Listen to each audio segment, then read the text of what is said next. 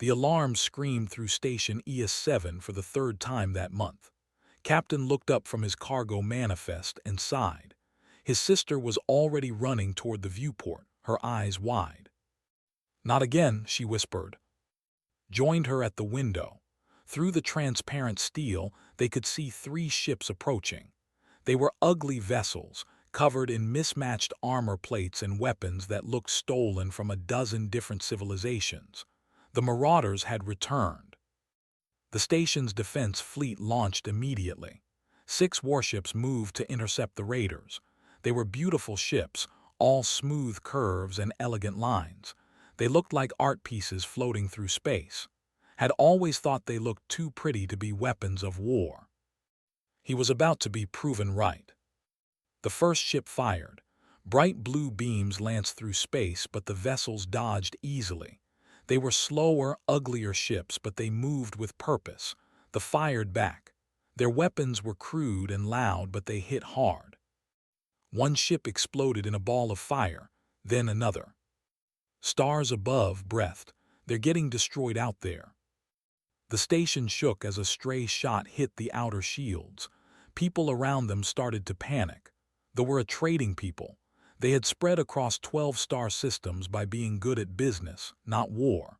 Their ships were fast for running away, not for fighting. They knew this. They had been raiding colonies for 6 months now. Every time the military tried to fight back. Every time they lost more ships than they destroyed. Today was no different. By the time the raiders left, 3 warships were gone. The station was damaged, and they had stolen cargo from 2 civilian freighters that couldn't escape in time. Watched the broken pieces of ships drift past his viewport. He felt angry, not at the pirates would-be pirates. He was angry at the waste of it all. 3 hours later, the station administrator called for a general assembly. Everyone still docked at ES7 had to attend, and walked to the main hall with hundreds of other beings. Most were tall, thin aliens with smooth blue skin and large eyes. They looked fragile because they were fragile. Their home world had low gravity and thick, easy air. A strong wind could break their bones. Council Leader L stood at the front of the hall. He was older than most, with darker blue skin that showed his age.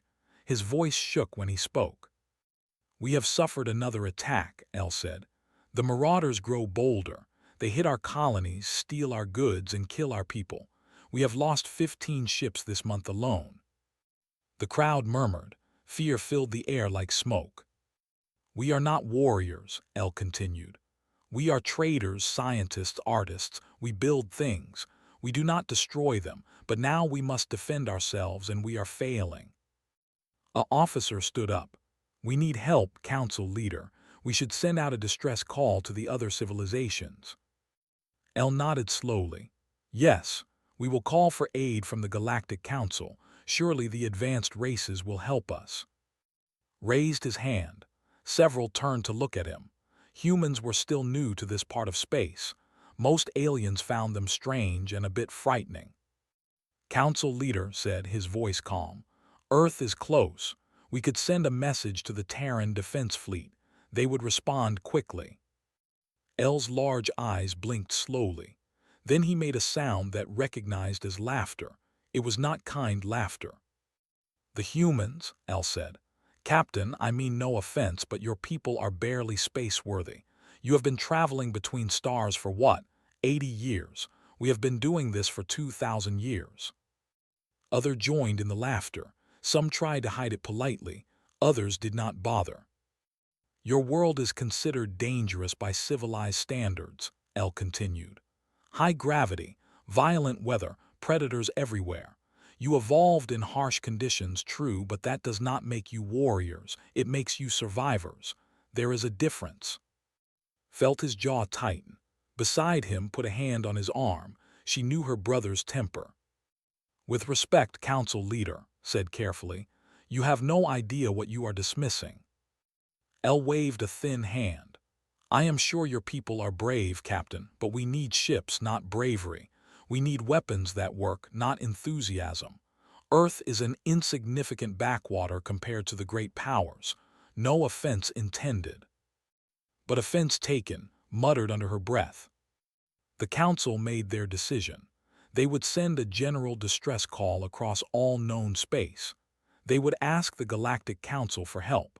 They would contact the advanced civilizations, the Empire, the Collective of Sirius, the Merchant Lords of Andromeda Reach.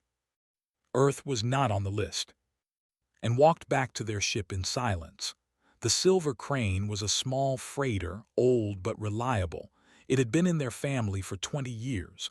Their father had flown it before them. Now it was theirs. "They are making a mistake," said as they climbed aboard. "Yes," agreed. He sat in the pilot's chair and started running pre-flight checks. "They think humanity is weak because we are new. They do not understand what we are. Should we warn them harder?" Thought about that.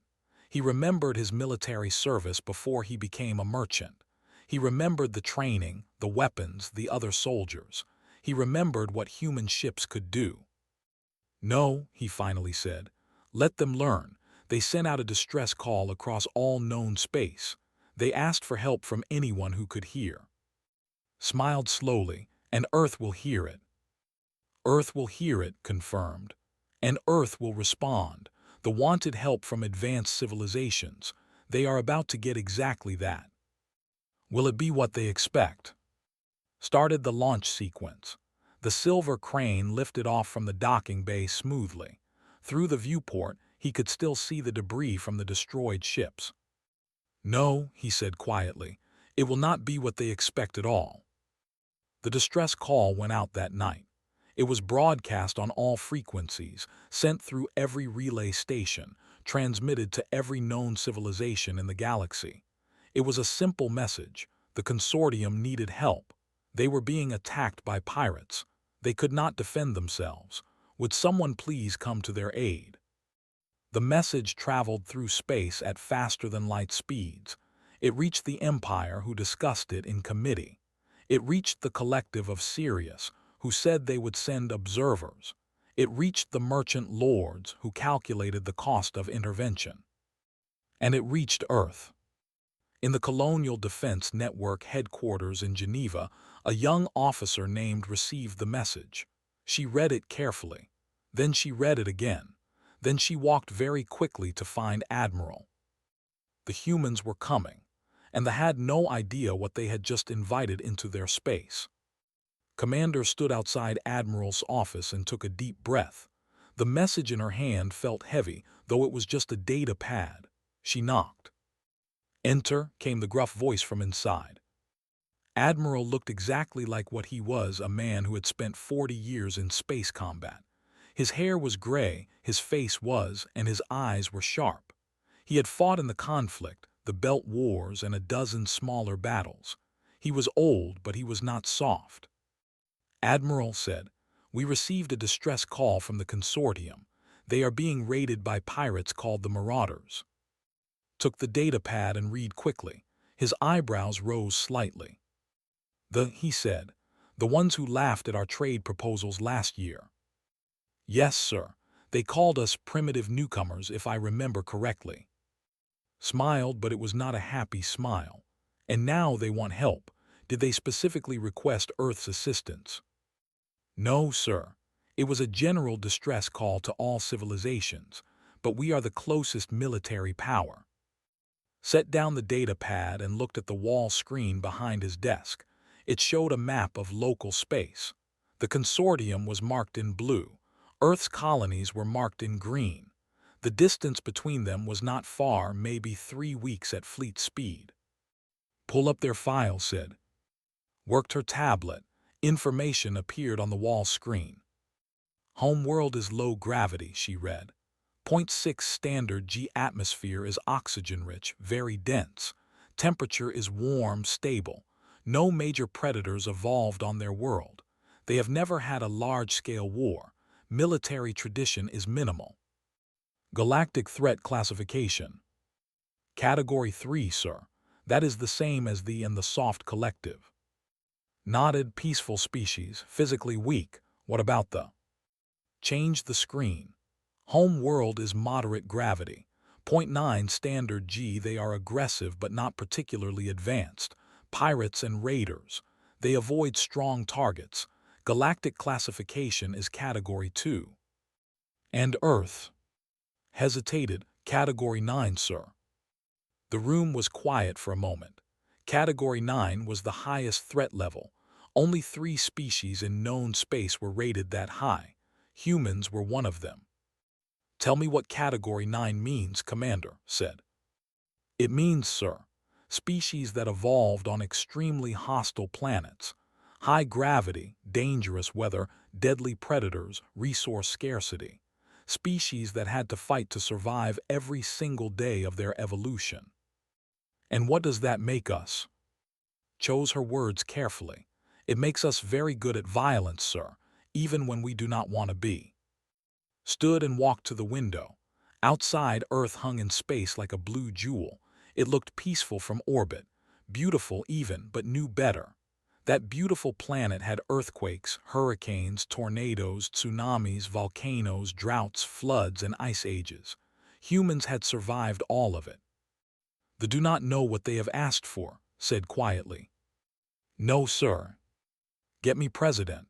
I need authorization to deploy a fleet." 2 hours later, sat in the command briefing room. President appeared on the screen, her face serious. "Admiral," President said, "you want to send a fleet to help the same who have treated us with contempt for 5 years." "Yes, Madam," President said. "Why?" "Because they asked for help, and because showing up is what we do." President leaned back in her chair. "Some members of the council think we should ignore this. Let them see what happens when they dismiss Earth." "That would be petty, Madam President." "Yes, it would, but it would also teach them a lesson." Shook his head. "We are better than that. They made a distress call. We answered distress calls. That is who we are. That is who we have always been." President was quiet for a long moment. Then she nodded. "Very well, Admiral. You have authorization to deploy the 5th Expeditionary Fleet. Rules of engagement. Defensive assistance. We protect civilians and infrastructure. We neutralize the threat. We show restraint where possible. And if they tell us to leave?" Smiled coldly. "Then we leave, but not before we finish the job."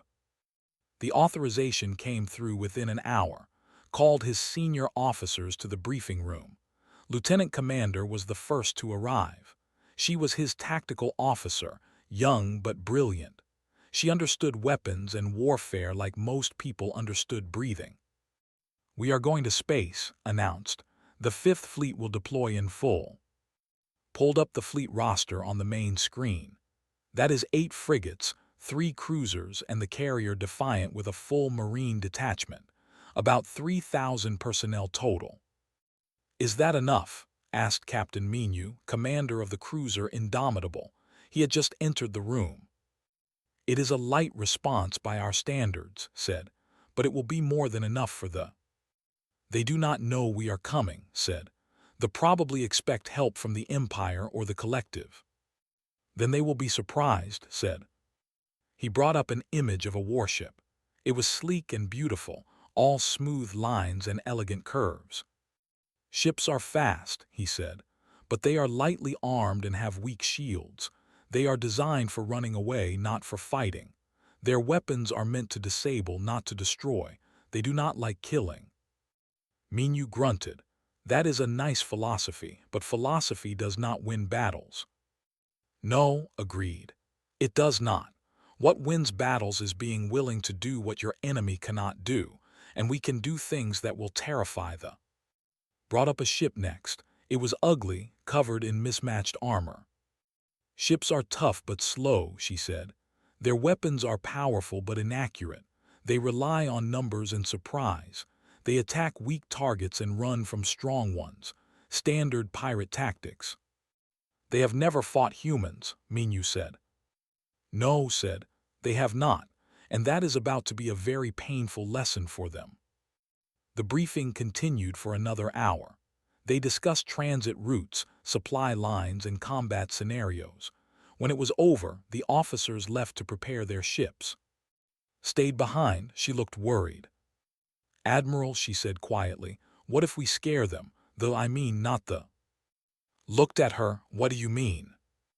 We are Category 9. When we fight, it will not look like combat. It will be violent and brutal and efficient. What if they see us fight and decide we are worse than the... Considered this. It was a fair question. Humanity had been isolated for decades after first contact went badly. Other species had seen human history, the wars, the weapons, the violence. They had been afraid. It had taken years to build even basic trust. Then we will deal with that, said finally. But right now people are dying. They cannot protect themselves. We can, so we will.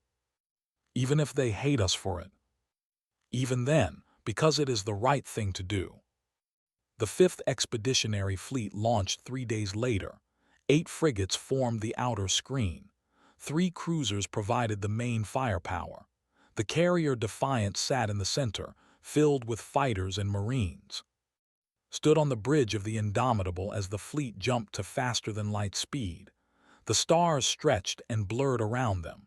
They would reach space in 3 weeks. Make ready for combat operations, ordered. I want all crews at peak efficiency when we arrive. Yes, sir, said. She paused. Sir, what do you think will happen when we get there? Watched the stars stream past. He thought about the so peaceful and civilized. He thought about the brutal and cruel. And he thought about his own people, capable of such terrible violence in the name of what was right. I think, he said slowly, that the galaxy is about to remember something important. What is that, sir? That humans answer distress calls, always, and that when we arrive we finish the job. The fleet raced through the darkness between stars, carrying 3,000 warriors to a war they had not started. But they would end it.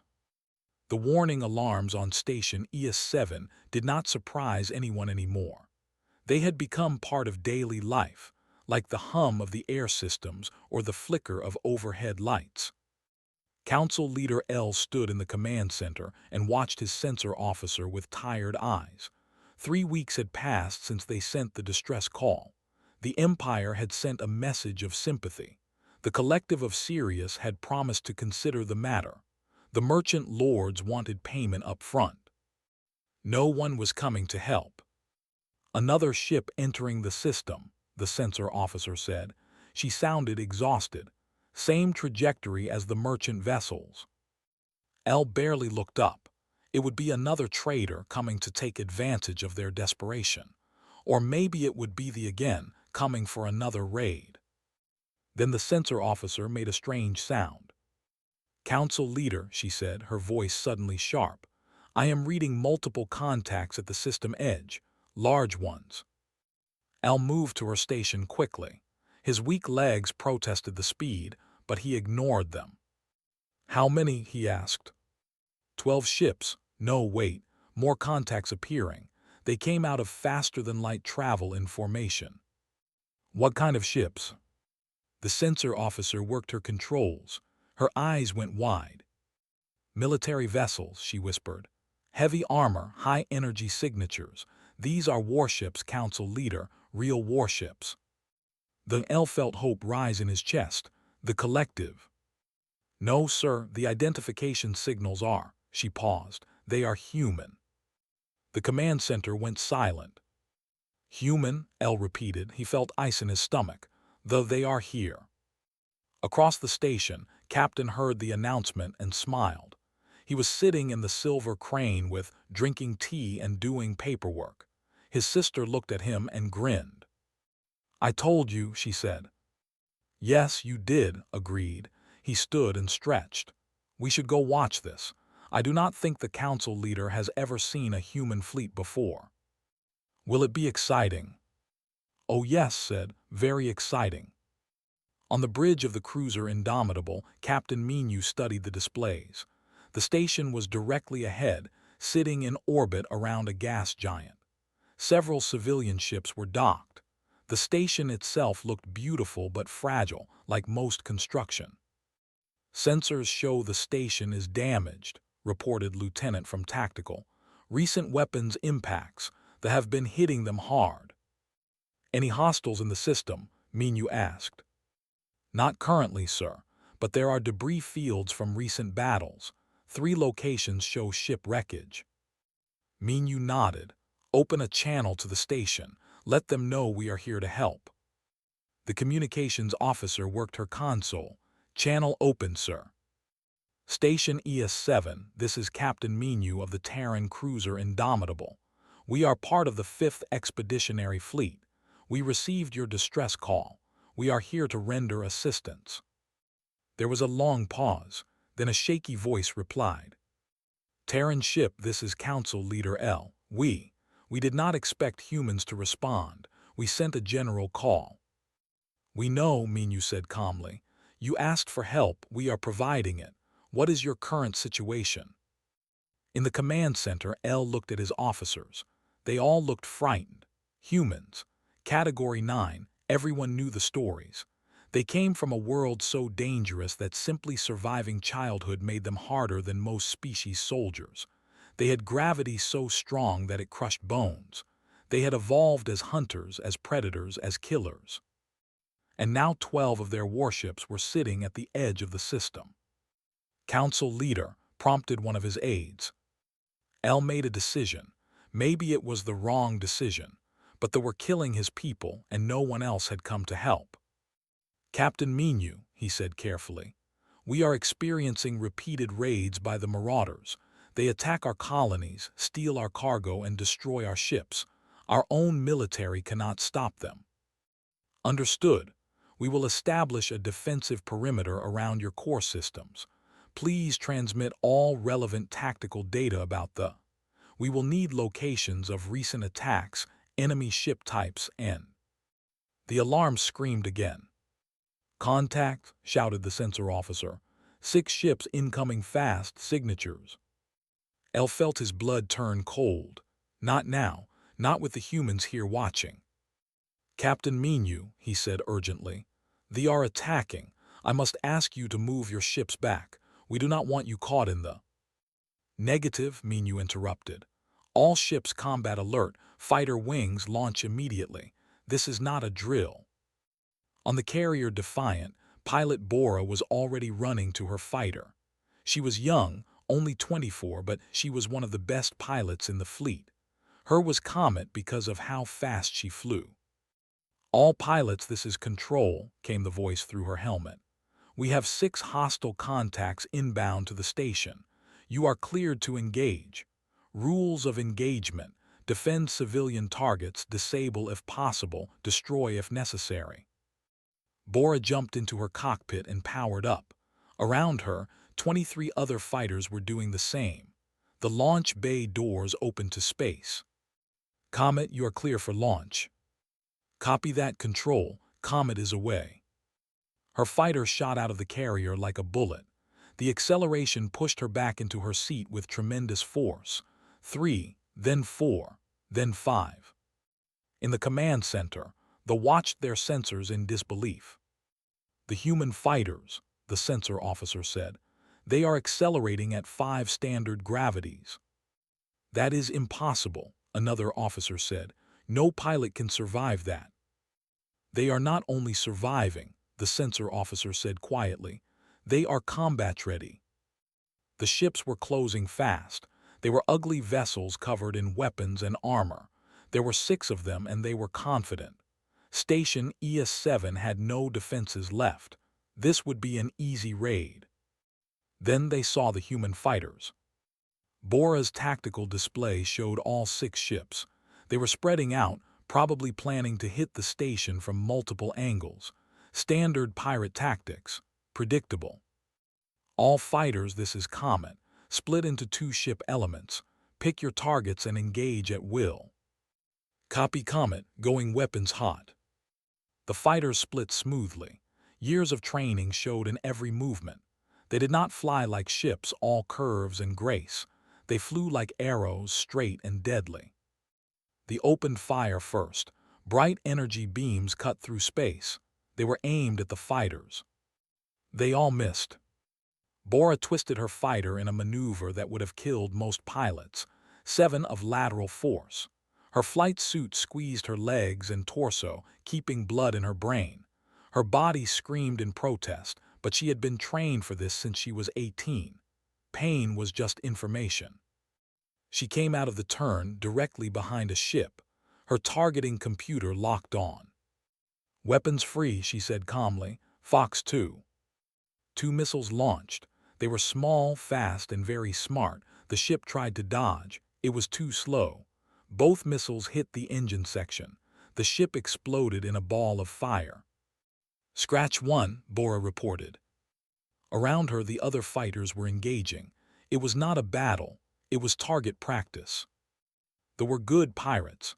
They could beat up merchants and scare civilian ships, but they had never fought someone who fought back with skill and violence. A second ship tried to run. 2 human fighters chased it down. They fired not to disable but to destroy. The ship broke into pieces. A third ship managed to fire on a human fighter. The shot hit but did nothing. Human shields were too strong. The fighter returned fire. The ship did not survive the response. In 6 minutes, 4 ships were destroyed. The remaining 2 tried to retreat. 1 made it to faster-than-light speed. 1 did not. Bora flew a patrol pattern around the station, her heart rate already dropping back to normal. "Station ES7, this is Comet. All hostiles are neutralized. You are secure." There was no immediate response.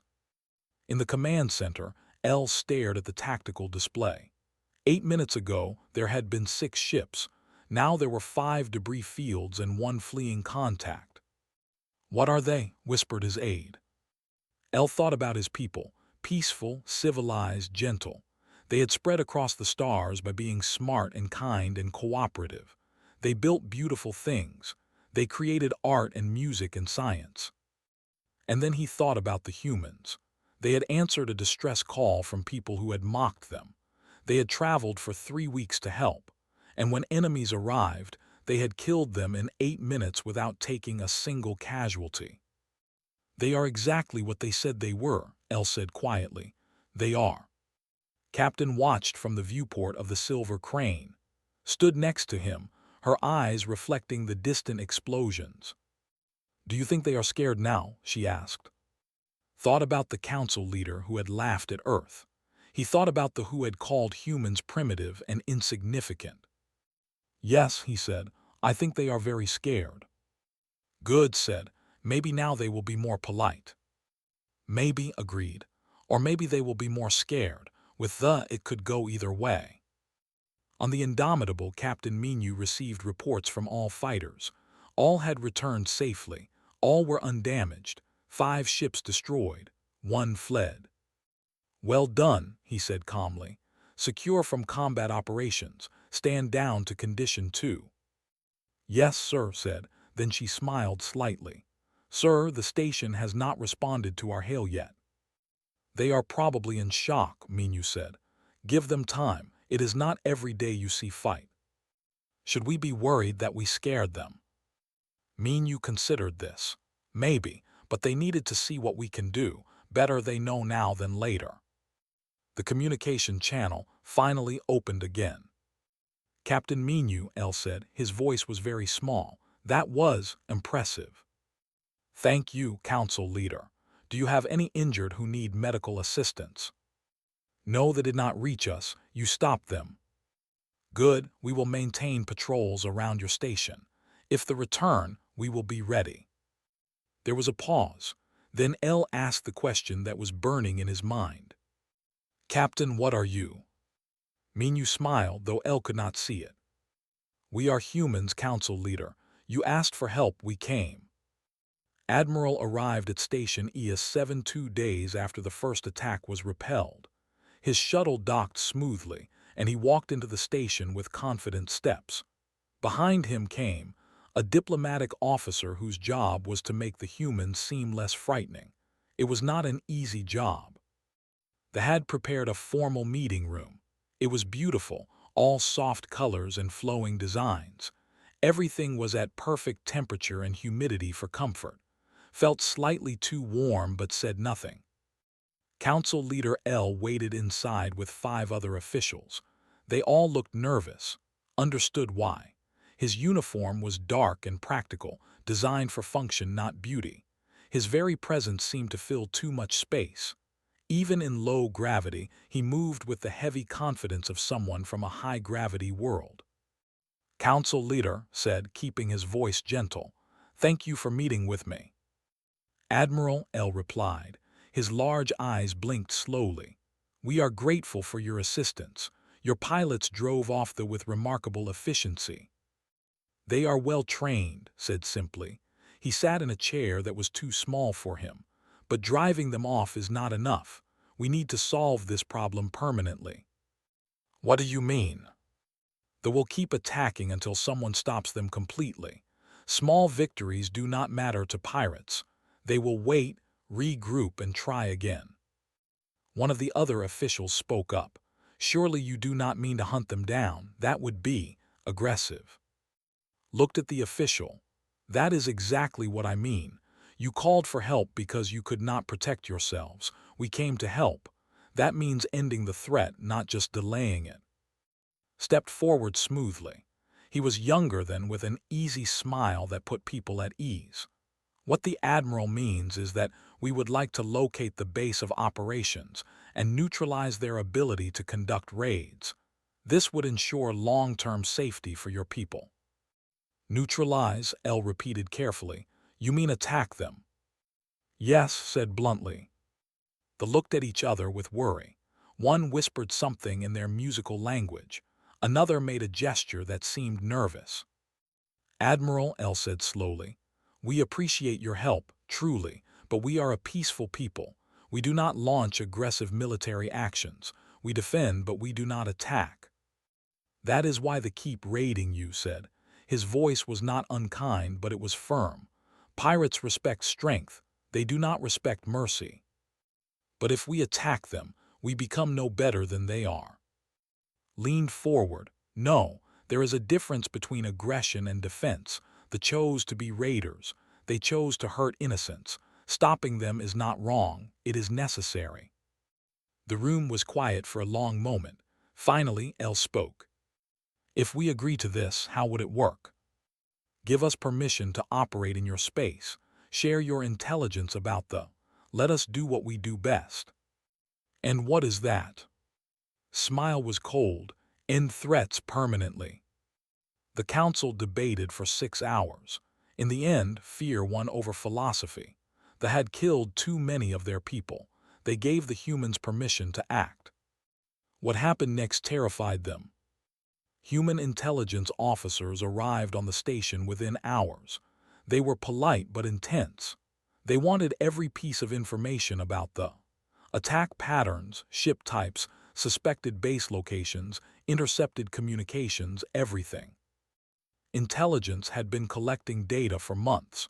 They handed it over and expected the analysis to take weeks.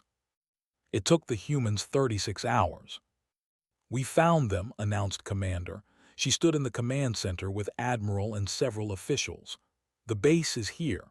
She pointed to a system on the star map. 3 planets, no civilian presence. The second planet has high radiation and a toxic atmosphere, perfect for hiding. "How do you know this?" L asked. "We analyzed their attack vectors, fuel consumption, and timing. There are only 2 systems within range that match the profile. We sent stealth drones to both. This one has the base." "In 36 hours, L sounded amazed. "Our analysts worked for months." Said nothing, but her expression said enough. Human intelligence was different. Humans had spent thousands of years hunting each other. They were very good at finding enemies. "We will assault the base in 48 hours, announced. "Lieutenant is preparing her Marines now." "Marines?" L looked confused. "You are sending ground troops." "The base has several thousand personnel and civilians. We will disable their ships from orbit, then land troops to secure the facility. Any who surrender will be taken prisoner.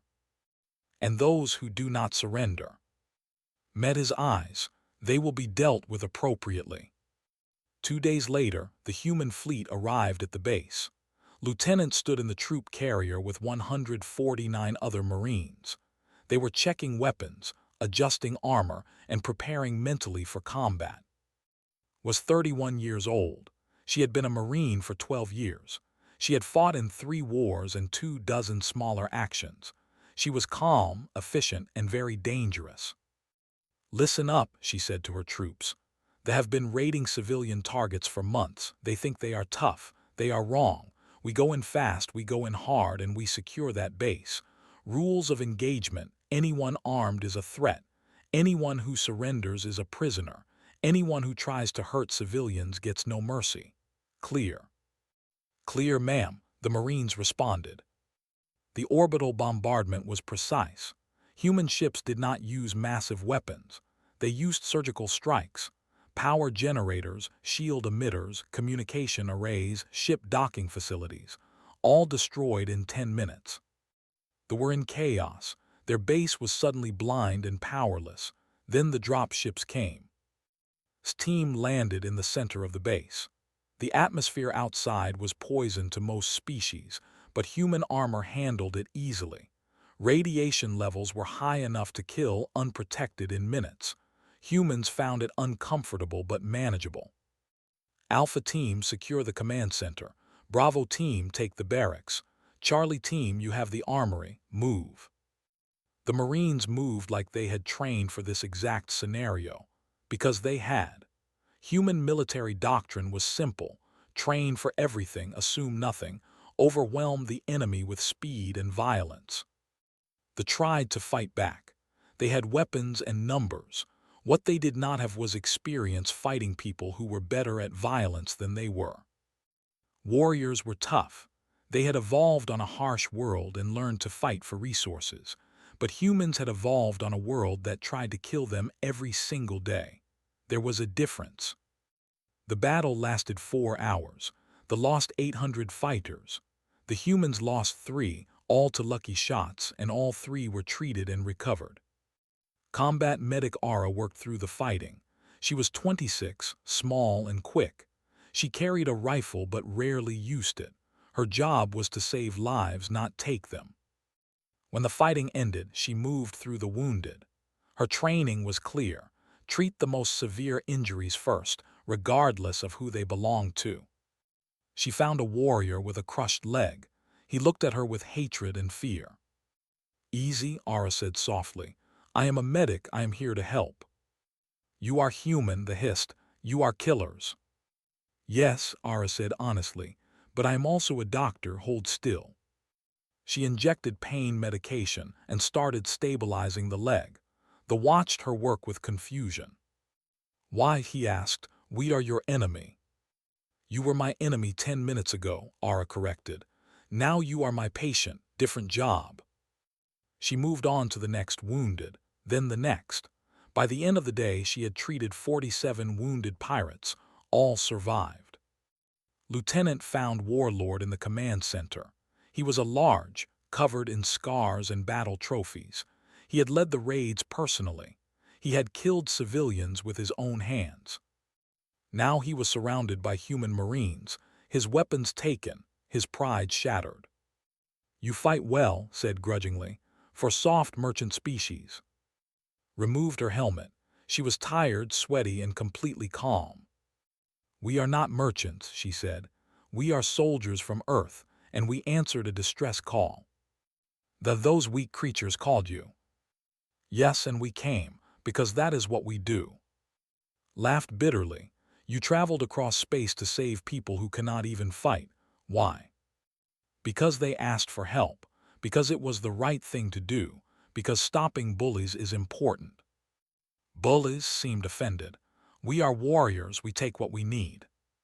"No," said coldly. "You are pirates who attack the weak. Warriors fight equals. You avoided anyone who could fight back until now." Stared at her. "What will you do with us?" "The ones who surrender will be handed over to justice. The ones who resist will die. Your choice." "And if I ask you a question?" "Ask." "Your kind said slowly, you came all this way. You fought through conditions that would kill most species. You show no fear. You win easily. and yet your medic treats our wounded with care." He shook his head. "What are you?" "Put her helmet back on. We are humans. We are from a planet that tried to kill us every day of our evolution. We learned to be tough because we had to be. We learned to be violent because our world demanded it. But we also learned to be kind because kindness is what makes us more than just survivors." She turned to leave, then looked back. "You asked why we came. It is simple. The needed help. We were able to help, so we did. Your mistake was thinking that made us weak. Our strength is that we help anyway." The base was secured. The pirate fleet was destroyed. Over 2,000 were taken prisoner. The ones who resisted were dead. The ones who surrendered were treated fairly. And across the sector, every pirate, raider, and criminal organization received the same message. They were under human protection now. Attacking them would be a very bad idea. 2 weeks after the assault on the base, Station ES7 was quiet. Not the fearful quiet of waiting for another attack, but the peaceful quiet of safety. No alarms screamed. No warnings flashed. The human fleet maintained patrols through the system, and every criminal in the sector knew better than to test them. Admiral stood in the observation deck of the Indomitable, looking at the station. It truly was beautiful architecture. Elegant curves, soft lights, perfect symmetry. It was the work of a people who valued art and beauty above function. His own ship was the opposite. All angles and armor built for war. It worked perfectly but would never be called pretty. "Admiral," came Commander's voice, "President is on the secure channel for you." Walk to the private communication room. President's face appeared on the screen. She looked satisfied. "Admiral," she said, "I have read your reports. The threat has been completely eliminated. The space is secure. Well done." "Thank you, Madam President. We did what was necessary." The Council has sent a formal message of thanks. They also wish to begin trade negotiations. Apparently, they are very interested in establishing closer relations with Earth now. Smiled slightly. "Fear makes people practical." "Yes, it does, but is it only fear, or is there respect as well?" "Some of both, I think. They saw what we can do. That scares them. But they also saw that we came when they called, even though they had mocked us. That means something to them." President nodded. "The Council wants to know when you will be leaving. They are polite about it, but I can read between the lines. They are uncomfortable with so much military power in their space." "We will depart in 3 days. We have accomplished our mission." "Good, but Admiral, one more thing. They want to establish a permanent diplomatic presence. They are asking if we will accept an embassy on Earth." "An embassy? They refused even basic trade relations a year ago." "That was before they needed us, before they saw what we could do. Now they want to make sure we remember them favorably." "Thought about that. Politics. They are afraid we might not answer the next time they call." "Exactly, and will we?" "If they need help, yes. That is who we are, but they should learn to defend themselves better. We cannot protect everyone forever." "I agree.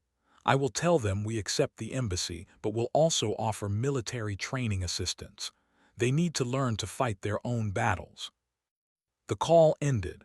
Returned to the observation deck. Below, he could see ships coming and going from the station. Merchants, travelers, families, all going about their lives without fear. It was worth it, he decided, even if they never fully understood what humans had done for them. That evening, Council Leader L requested a private meeting with Admiral. They met in the same conference room where they had first discussed the problem. L looked older than he had 2 weeks ago. The stress had taken its toll. "Admiral," L said quietly, "I owe you an apology." Raised an eyebrow. "For what?" "When Captain suggested we call Earth for help, I laughed. I called your people insignificant. I said Earth was a backwater." L's large eyes showed shame. "I was wrong, very wrong." "You judged us by your own standards," said. "That is natural. Civilization is old and sophisticated. Humanity is young and crude by comparison. I understand why you thought we could not help. But you did help. You came immediately, you fought for us. You ended a threat we could not handle, and you did it with such efficiency. Elle seemed to struggle for words. Admiral, may I ask you something honestly? Of course. Why did you come? We had insulted you. We had rejected your trade offers. We had called you primitive. Why did you answer our distress call? Was quiet for a moment. He thought about how to explain it in a way that would understand. On Earth, he said finally, we have an old tradition. If someone calls for help, you go. It does not matter if you like them. It does not matter if they like you. It does not matter if they were rude to you last week. If they need help and you can give it, you go. We call it being a good neighbor. But we were not good neighbors to you. No, you were not, but we are good neighbors anyway, because that is who we choose to be. Elle was silent for a long time. Then he asked the question that had been haunting him. Admiral, what if we had not sent that distress call? What if we had tried to handle the ourselves and failed? Then the would have conquered you, said honestly. And we would have heard about it eventually, and we would have been sad that you did not call, but we would have respected your choice. Even though it would have meant our destruction. Even then, every civilization has the right to make their own choices, even bad ones. We are not conquerors, council leader. We do not force our help on anyone. Elle looked at the human admiral with new understanding. You are Category 9, the most dangerous classification, and yet you are also the ones who answer distress calls from people who insulted you. How is that possible? Smiled. Because surviving a dangerous world teaches you two things. First, it teaches you to be tough enough to deal with threats. Second, it teaches you that cooperation and kindness are what let you survive together. Violence alone would have killed us all. We needed both. I think I am beginning to understand humans, Elle said. You are frightening and kind at the same time. Yes, agreed, and we would not have it any other way. Captain and prepared the silver crane for departure. Their cargo hold was full of goods they had purchased at very favorable prices. The merchants were being generous to human traders now. We are rich, said happily. Father would be proud. Father would say we should have bought more, replied, but he was smiling. A message came through their communication system. It was from the trade authority. His merchant license had been upgraded to preferred status. He would now have priority docking rights at all stations. They like us now, observed. They fear us, corrected, but fear can turn into respect if we are patient. Will you come back here? Oh yes, the trade routes are good, and someone needs to remind them that not all humans are soldiers. On the station, a young human woman named was setting up her office. She was the new cultural, part of the small diplomatic mission that would stay behind. She was 28 years old, spoke 4 languages, and was very excited to be Earth's representative. A group of young students approached her nervously. They were university students studying alien cultures. They had many questions. Is it true, one asked carefully, that Earth has hurricanes that can destroy entire cities? Yes, said, but we build cities that can survive them. And earthquakes that crack the ground open. Yes, but we learn to build flexible structures that bend instead of breaking. And predators that hunt in packs. Yes, but we learn to work in groups that are even bigger. The students looked at each other with amazement. How do you survive? One whispered. Smiled. We survive by being smart, working together, and never giving up. Our world tried to kill us every day, so we became very good at not dying. Are you not afraid? Sometimes. Fear is natural, but we learned that being afraid is not the same as being helpless. We can be scared and still do what needs to be done. An older student asked, is Earth really as dangerous as they say? Thought about her home. She thought about the storms that could flatten buildings, the mountains that exploded with fire, the oceans that rose up to swallow coasts, the winters that froze everything, the summers that burned. More dangerous, she said honestly, much more dangerous. That is why we are the way we are. And that is why you make such good neighbors. Exactly. We know how to handle danger. We know how to protect people. And we know that the strongest survive by helping others survive too. 3 days later, the human fleet prepared to depart. The Indomitable and its escorts formed up in space. The carrier Defiant recalled its last patrol fighters. The Marines were secured aboard their transport. Admiral stood on the bridge one final time. "All ships report ready for departure, sir," Commander said. "Very well, send our farewell to the Council." "Message sent, sir. Council Leader L is responding." L's image appeared on the screen. "Admiral, on behalf of the consortium, I thank you. You answered when we called. You protected us when we could not protect ourselves. You showed us what true strength means." Council Leader replied, "We did what any good neighbor would do, but I have advice for you. Learn to defend yourselves better. Build stronger ships. Train your people for conflict. We will not always be here to help." "We will, Admiral. You have taught us that peace requires the ability to fight for it." "Good. And Council Leader, next time you meet a young species, remember this. Being new does not mean being weak. Sometimes the youngest civilizations have the hardest lessons to teach." El smiled, a human expression he had learned. "I will remember, Admiral. Perhaps humans are not the only ones who can learn." The channel closed, turned to his crew. "Navigation set course for Earth. Let us go home." The fleet jumped to faster-than-light speed. In seconds, the human ships were gone, leaving only the quiet of empty space. On Station ES7, citizens watched them go. Some felt relief. Others felt gratitude. All felt a new respect for the species from the dangerous blue world. Across the galaxy, the news spread. They had sent out a distress call. The humans had answered. They had been destroyed. And humanity had announced in the most unmistakable way possible that they were part of galactic civilization now. Some civilizations welcomed this. Others worried. But everyone agreed on one thing: if you ever needed help, really needed it, the humans would come. They would bring overwhelming force. They would bring ruthless efficiency.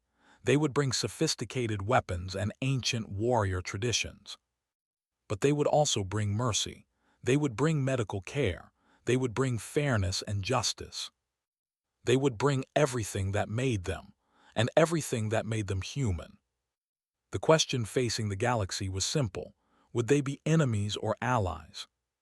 The answer, as they had learned, depended entirely on what you did when you met them. In a quiet office on Station ES7, finished her first report to Earth. She described her welcome, the students she had met, the questions they had asked. She ended with a simple observation. "They are learning," she wrote, "not just about humans but about themselves. They called for help and learned they were weaker than they thought. But they also learned they can become stronger. They are not warriors, but perhaps they can learn to be defenders. And perhaps, in time, they will understand that we came not because we wanted to conquer them, but because we genuinely wanted to help. That might be the most important lesson of all." She sent the report and looked out her window at the station. Somewhere out there, Earth hung in space, a dangerous blue jewel of a planet that had created a dangerous species. A species that answered distress calls. A species that kept their promises. A species that showed up when called, finished the job, and left peacefully. The galaxy was learning about humanity, and humanity was teaching them the most important lesson. Strength without compassion is just violence, but compassion without strength is just weakness. True civilization needed both. They understood that better than anyone.